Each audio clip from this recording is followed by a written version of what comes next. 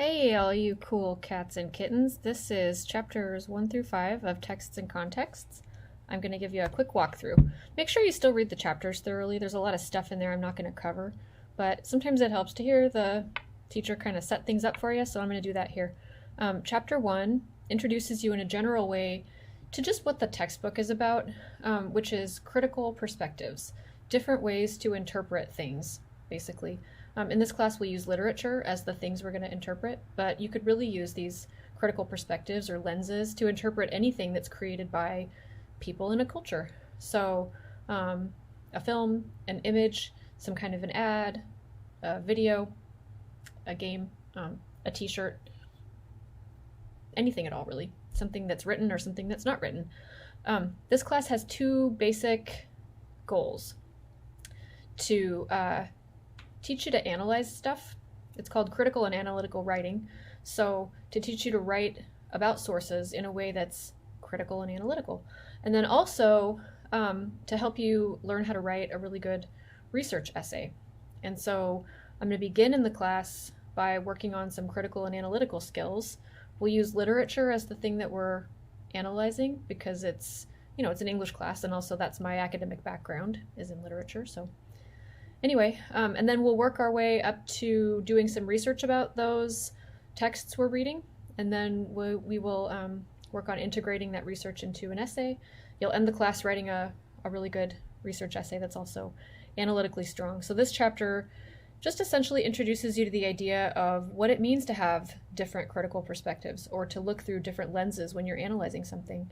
To get you acclimated to this way of thinking, I guess, there's this image in chapter 1 of Ernest Hemingway and Fidel Castro, and the way the book explains this image helps you start thinking about different critical perspectives. How might different viewers notice different things in the image, or value different things in the image, or bring different perspectives to the image? They might look at it in a historical context. They might look at it just from the perspective of how the men are standing, and what the way they are looking at each other might mean, or whatever.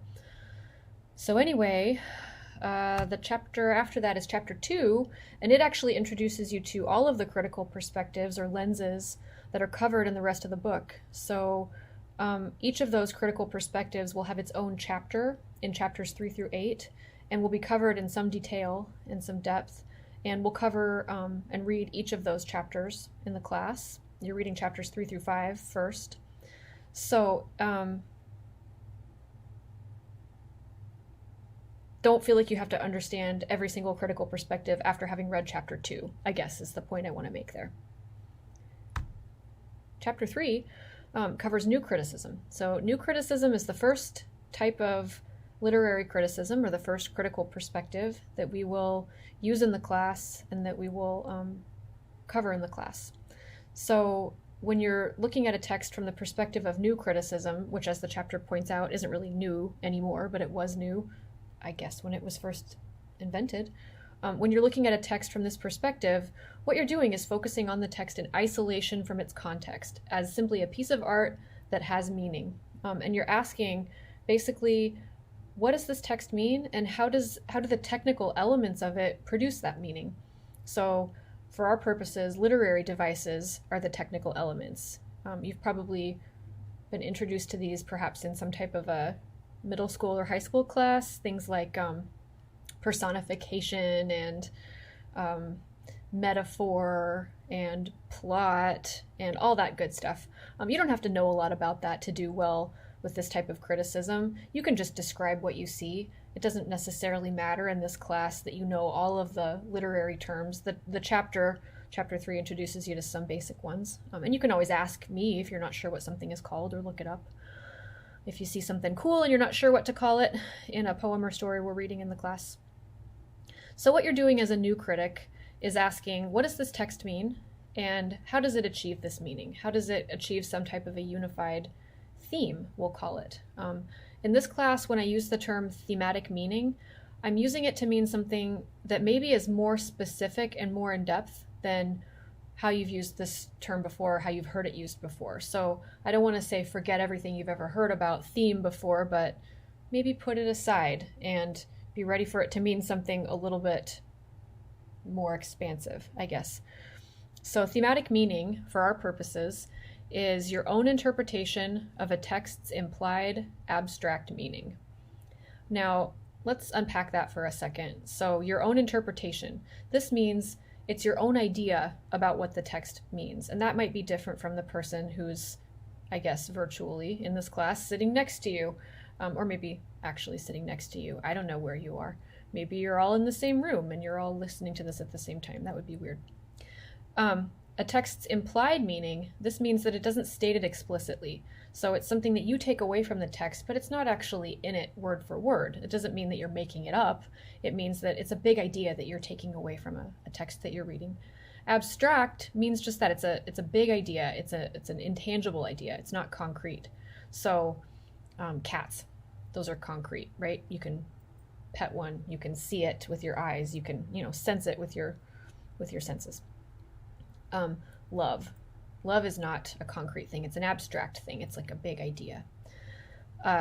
So what you're doing as a new critic, basically, is trying to figure out what a text's thematic meaning is and how it creates that thematic meaning. Theme is a little bit tricky, and so I want to give you a few examples of what it is and isn't, just so that we're on the same page, I guess, in the class. So have you guys seen the film Encanto? It's a Disney movie, came out a little while ago. I just watched it with my kids, so it's like in my mind. I thought it would make a good topic to write some themes about. I'm going to use it in my explanation of chapter 4 and 5 also, because it's like fresh in my brain right now. And it also demonstrates that, you can use the techniques in this class for analyzing stuff on anything at all. It doesn't have to be a literary text. It can be a film or a greeting card or whatever. So Encanto's about family. This is absolutely true. It's also absolutely not a theme. So family is a topic, not a theme. It's a concrete topic. It's a collection of people, right? And also it's not something that's your interpretation of the film or my interpretation of the film. I don't think anybody could watch it and think that it's not about family in some way. It just is. That's just the topic of the film. So this would not really make a good statement of thematic meaning because it's not thematic meaning, it's a topic. Encanto's about the importance of family. This is true. This is getting closer to being about thematic meaning, but you can do better than this. What about family is important in the film? What does the film suggest is important about family? Think harder about this. Dig deeper. You can do better than this. This isn't really themey enough. It's not abstract enough. It's not enough of your own interpretation. A lot of people that watch this film, maybe everybody that watched this film, would say, yeah, it's about the importance of family. That's not really something you could even have much of a discussion about. When you get into what it says is important about family, that gets a little more interesting. So the last one here is a statement of thematic meaning, and I'll explain why. So Encanto demonstrates that a family is strong when its members are true to themselves. Now, this is something that you could imagine, perhaps, if you're, like a nerd like me, having a conversation with your friend about, and one of you could think, yeah, that's what it's about, and the other person could be like, no, it's not about that at all. It's about, the importance of unity and everybody working together and putting aside their differences or whatever. So it's abstract. So the idea of being true to yourself, the idea of a family being strong, these are abstract concepts. They're not physical, concrete things. They're big ideas. Also, this is a complete statement about my own interpretation. It's something that I take away from the film, but I don't think anybody in the film actually says this word for word. Nobody comes right out and says, and I will now show you that a family is strong when all of its members are true to themselves. It's something that I took away from it after having watched it, that I could find evidence for in the film, to support my interpretation. That's important, but it's not something that the film explicitly says. So when you're doing new criticism, you're looking for a big idea like this, and then you're looking for evidence in the literary text to support your interpretation. So you're just looking at the text in isolation from its context. You're not looking at like who wrote it or why they wrote it or when or what the political context was or whatever. New criticism kind of ignores this stuff and just looks at a piece of art, whether it's written or visual or whatever, in isolation from its context. Chapter 4, Reader Response Criticism. This one, a lot of people see as being a reaction against new criticism. it's not quite its opposite, but I guess in some ways it's its opposite. It focuses not on how a text achieves unity and meaning in isolation from context, but instead on how you, the reader, experience the text maybe differently from other people, and what about the text shapes your experience, but also what about you are you bringing to the text that makes your interpretation different. So reader response criticism really prioritizes the experience of the reader, and the reader can be you specifically. The reader, when you're analyzing from this perspective, could be several different readers, you and your friend and your mom and some guy on the internet and whatever, or a text's implied reader. This is a tricky concept. It's covered in the chapter. I believe it's also covered in the glossary at the end of the chapter, that list of important terms or key terms or whatever it's called. And the implied reader isn't an actual person. It's who might be the ideal reader of this text. What kind of a reader does this text project or target? This isn't a real person. It's like an imaginary composite of people. So keep that in mind. You might not end up writing about that, but it's an interesting concept to chew on. So new criticism in practice really just means you identify, reader response criticism. Took a step back in time there. Reader response criticism in practice really looks like you identifying what your experience is reading a literary text. Do you first feel surprised, and then you get answers, and then the end kind of tugs at your heartstrings or whatever. You have like a specific experience. You might identify with a particular character or find a particular character morally repugnant, and why do you feel that way? What about you? What are you bringing to the text that maybe shapes your interpretation? But perhaps more importantly, what features of the text are shaping this experience? So, an example of a reader response interpretation of the film Encanto. While many viewers will identify most with the protagonist, Mirabel, I identify most with Bruno because I know what it feels like to be misunderstood and rejected for my differences. This would be a reader response interpretation of the film. And one caveat here is that in supporting an interpretation like this, it's important to stay close to the text. And what I mean by that is don't focus too much on yourself. Sprinkle in details about yourself as it becomes necessary to explain why you respond in a particular way, but don't make the essay an autobiographical essay. Make sure it's an essay about your experience reading a text and what about the text shapes that experience. Last but not least, Chapter 5, Deconstruction. This one is perhaps the most intellectually challenging type of critical perspective we'll cover in the class, and you'll probably either love it or hate it. Personally, I love it, but if you're kind of philosophically minded like me, you might gravitate towards this. A lot of you won't, and that's okay too. So it also, like new criticism and reader response criticism, is a text-based type of criticism or a text-based perspective, in that it doesn't look for context. So far, the types of criticism and the types of critical perspectives that we're covering in the class aren't really about doing research, looking at context. They're more about looking at a text just in some different ways without doing research. So we're starting kind of narrow in our focus here. Deconstruction is a methodology for understanding meaning wherever it exists. We're going to use it on literature, but it can be used on anything.